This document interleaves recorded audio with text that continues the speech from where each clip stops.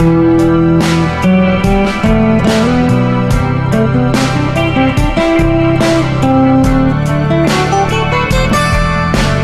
hương cay này lên nắng ơi yêu khê nong hết mê bần qua yêu yêu có tâm sơ on vì âm hòn lưng lay mở xóa lay hạt càng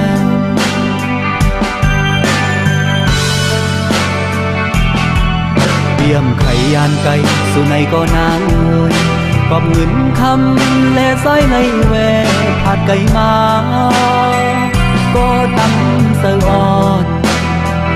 quần xoàn lẽ tông cưng ya bên những quang mặn càng phiêu cay nắng nông má tan như có vì ẩm lướm quang mặn cưng ăn nó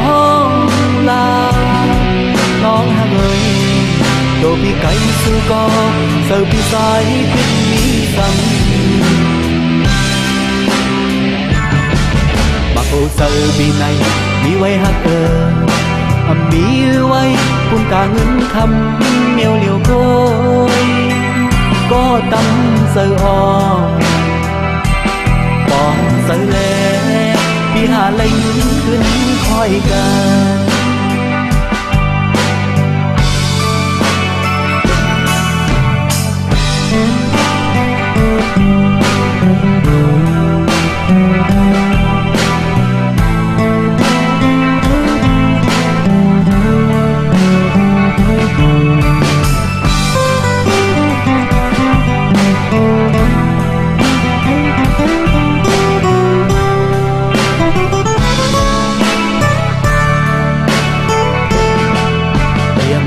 an cay dù này có nắng ơi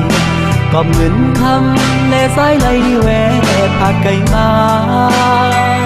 có tâm sơ on quần xoàn lẽ tông cưng ya bên những quang mặn càng phiêu cay nắng nong má tan như có vì ẩm lướm quang mặn cưng anh nón là nón hà người đồ bị cay sư co giờ bị soi tình sầm mà cô giờ vì này mi quay hát